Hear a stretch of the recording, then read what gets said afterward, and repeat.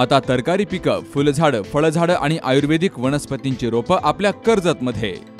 गुरुदत्त उद्योग समूहाने सुरू केलेल्या गुरुदत्त नर्सरीला भेट द्या आणि आपल्याला जे हवं ते घेऊन जा.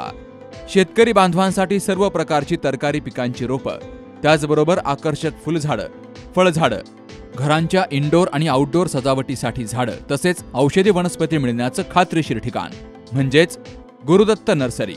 एवढंच नाही तर शेतकऱ्यांच्या मालाला योग्य भाव देण्यासाठी लिंबू खरेदी केंद्रही सुरू. मग वाट कसली बघताय? एकदा भेट द्याच. गुरुदत्त नर्सरी, प्रोप्रायटर दादा गोविंद धुमाळ आणि प्रोप्रायटर मनोज दादा निलंगे. ठिकाण निलंगे ग्रीन सिटी, कर्जत राशीन रोड, कर्जत.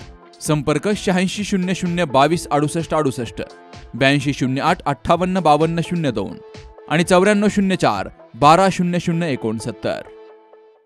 अहिल्यानगर जिल्ह्यातील कर्जत येथे आज सलग दुसऱ्या दिवशी आपल्याला पाहावयास मिळत आहेत. आपण जर पाहिलं तर अहिल्यानगर जिल्ह्यातील कर्जत येथे आज कडकडीत बंद भीमसैनिकांनी ठेवलेला आहे आणि सकाळीपासूनच सर्व व्यवहार पूर्णपणे बंद आहेत. परभणी येथील संविधानाच्या जी घटना घडली त्याच्यानंतर जे आंदोलन करण्यात आलं होतं, त्यानंतर ज्या युवकांना ताब्यात घेतलं त्यामध्ये सोमनाथ सूर्यवंशी याचा मृत्यू झाला होता आणि त्यानंतर त्याचे पडसाद अहिल्यानगर जिल्ह्यामध्ये आपण जर पाहिलं तर उमटले आहेत. आज अहिल्यानगरमध्ये कर्जत तालुक्यात सलग दुसऱ्या दिवशी आंदोलन होताना पाहावयास मिळत आहे.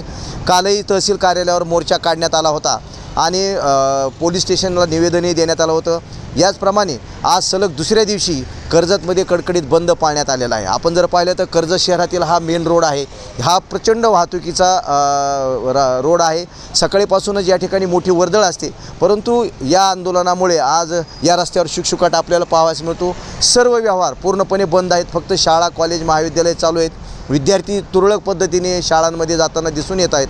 तर आणि बाकी सर्व व्यवहार जे असतील दुकाने सकाळीपासूनच पूर्णपणे बंद आहेत आणि या बंदचा परिणाम आपला या ठिकाणी कर्जतमध्ये पाहावयास मिळतो.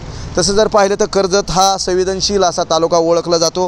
प्रत्येक घटनेचे पडसाद कर्जतमध्ये हे उमटतातच, हे आपण नेहमीप्रमाणे पाहतो. आज या ठिकाणी भीमसैनिकांनी मोर्चाचं आयोजन करण्यात आलेलं आहे आणि बंदचं या ठिकाणी आयोजन केले.